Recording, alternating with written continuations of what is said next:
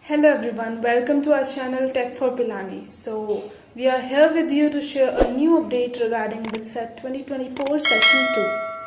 So as per the update, the institute has now closed the process of slot booking today, that is 20th June. Candidates were not able to book their slots or date of examination after 1 o'clock. But need not to worry.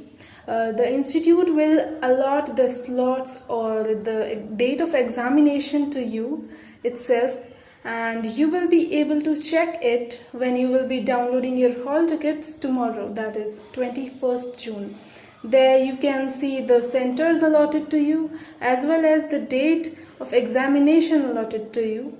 And we will inform you when will be the hall ticket will be released tomorrow by our YouTube channel Tech for Pilani. So for such updates, please subscribe our channel Tech for Pilani. Thank you.